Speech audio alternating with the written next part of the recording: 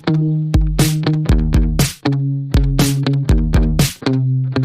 you familiar with the arguments that were in support and oppose SB 9 that eliminated single-family zoning? I'm covering them on today's episode. You're listening to The Andres Segovia Show.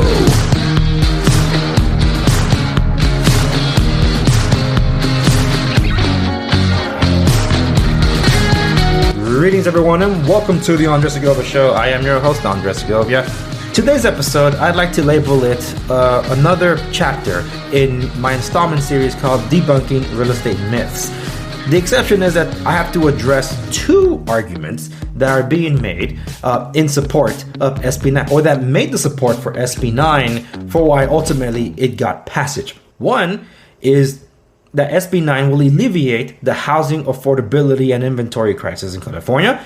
And two, that single-family zoning, therefore single-family homes, is racist. This is going to be one of those episodes where it's not a comfortable topic. Now, anything political are normally reserved for off the record, which you can find at my website, www.theandressegovia.com. It's the exclusive site where you can find everything. Whether you're podcast-only listeners or following the video platforms, doesn't matter. Everything is funneled over to my website, despite the fact that there's some content that's exclusive to the audio or video platforms.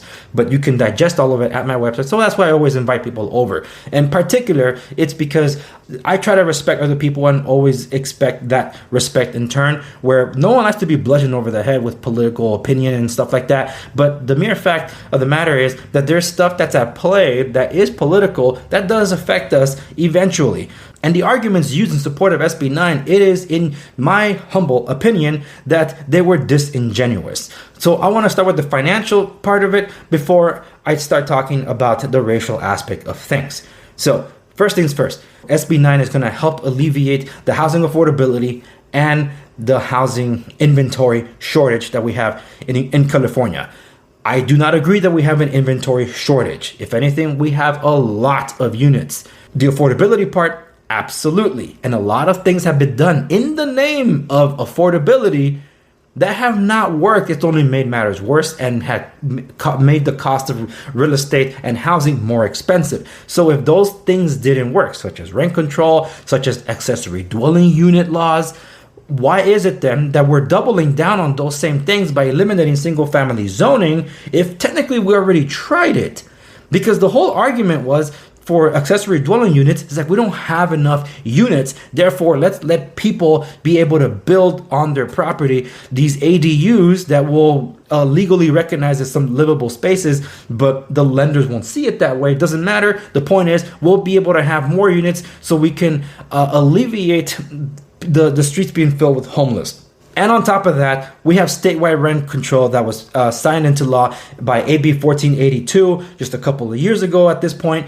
Something that none of these arguments addressed that were either for or against SB 9 that yours truly will cover after I've made my case for why I disagree with SB 9 being the answer. The mere fact that ADUs that have been around for several years, that has not resulted in anything, I guess, to the numbers that the state wanted to see to alleviate things, and they ended up pushing to eliminate single-family zoning, it doesn't make sense unless there's something more sinister behind it, and there is. I'll get to it.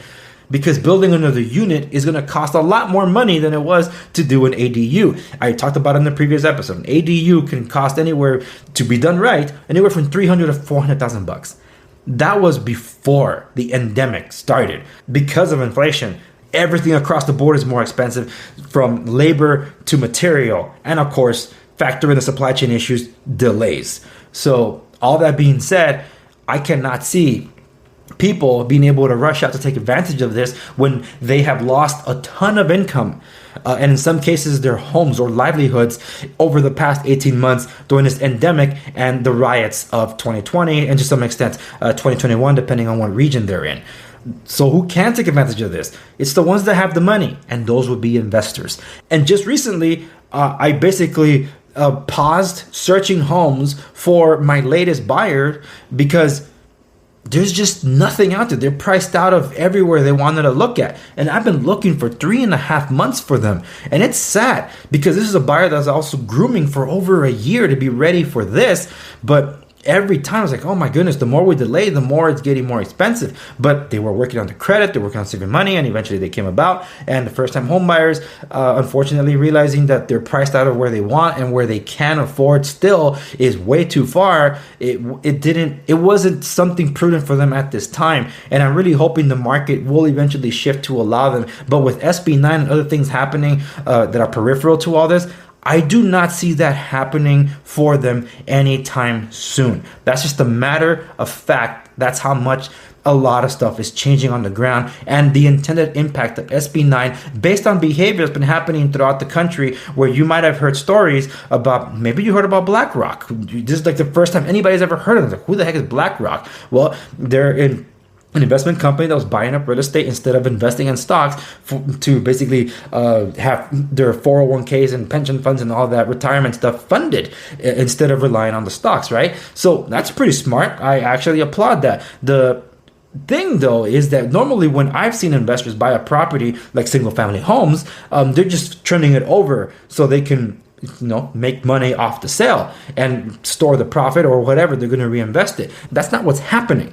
They're instead turning them around to rent. So there's some people that were on the market to be able to buy, that spotted a house that BlackRock and other investment companies like them bought out and eventually rented that property out. And some of these that used to be buyers that ended up getting priced out because they couldn't compete against all that cash, they ended up renting where they wanted to buy. The concern has been with investors taking advantage of SB9, or that SB9 will be taking most advantage of by investors that will create a renter's environment. And yes, I definitely agree with that argument in that sense, because it is happening and it will get worse as we're seeing more and more people being priced out of buying.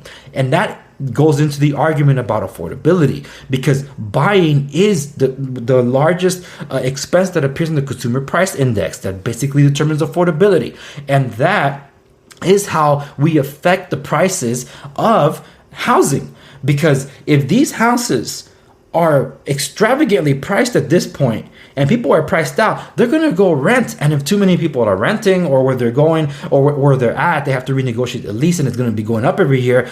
Yeah, that has a domino effect. When you're given a choice, like, should I be paying for a mortgage that is cheaper than my rent and gives me tax benefits at the same time, and I could have a place to call my own without concerns of being kicked out in a year if I don't renew a lease or whatever? That sounds amazing, right? You would think.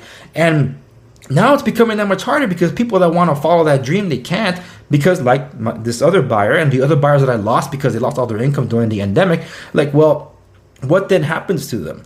And that's really sad.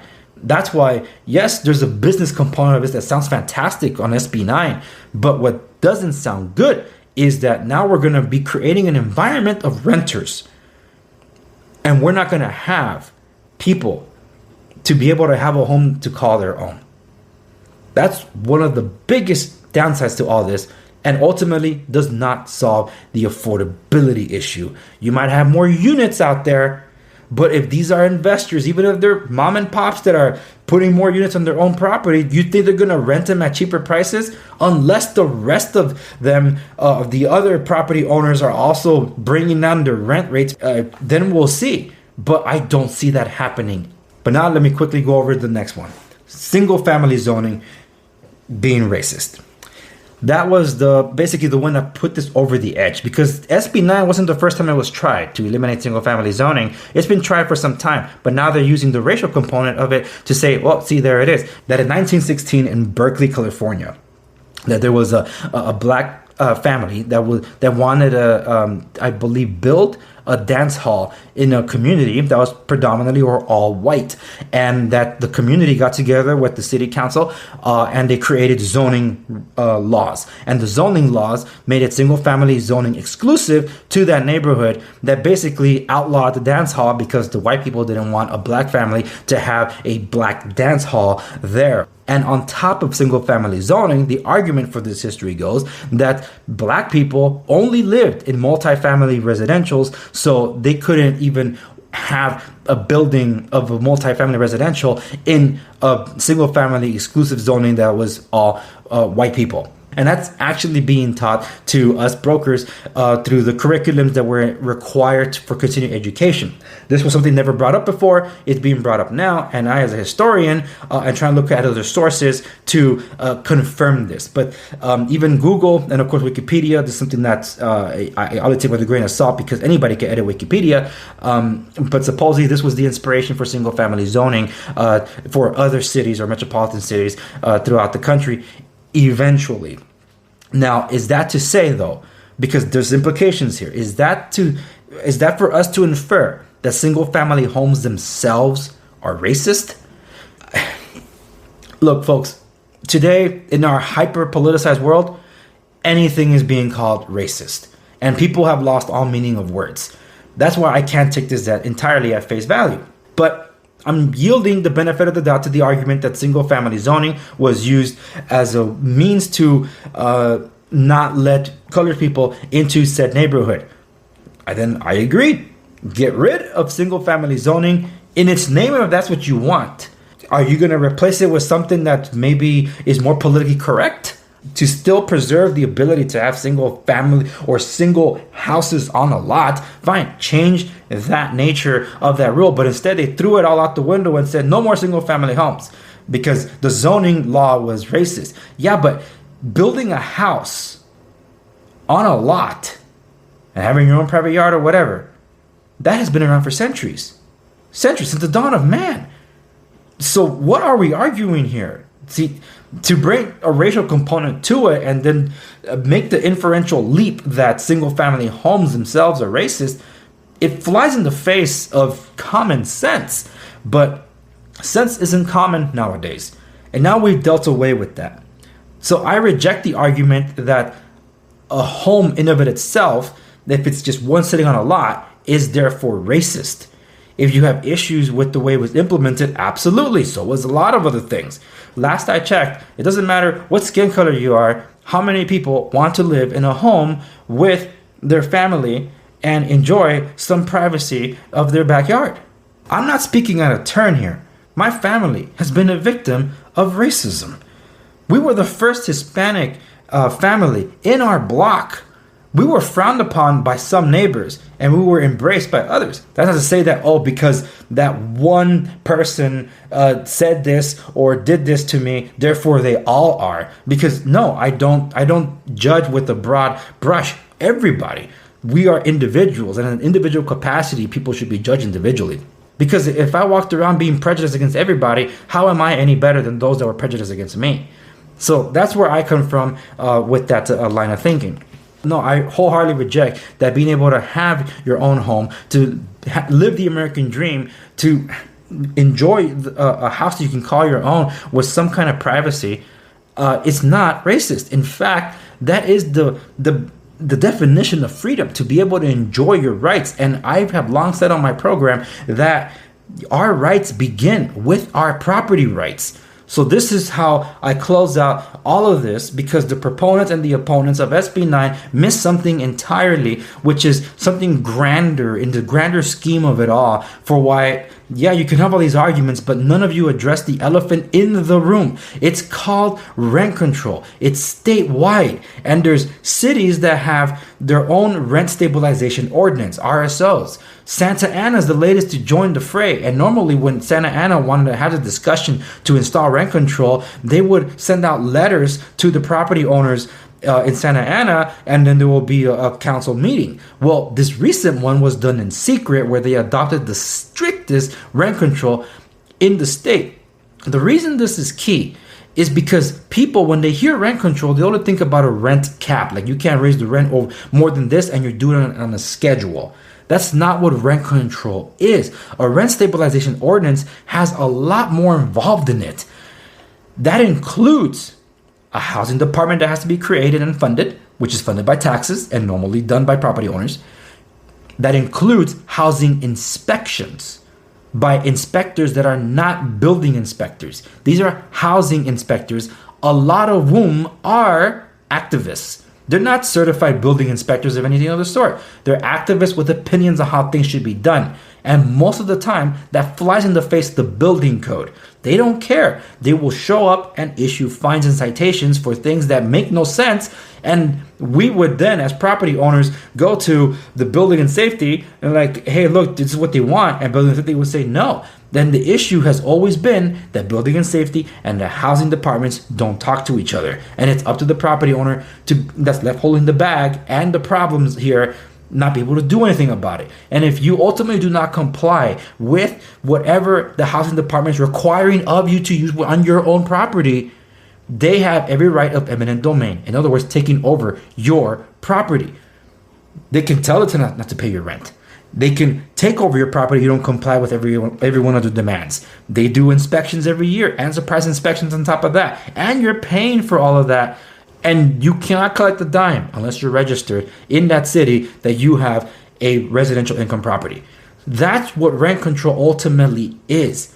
And that is my main concern about all of this, because where rent control technically isn't applied is on single family residents. So single family zones are excluded from statewide rent control or even rent stabilization ordinances. Guess what just went out the window? Now everything is fair game so long as you start collecting rent on that property on multiple units. Now you have the city on your case, and it's not just your property anymore. That's the biggest thing here.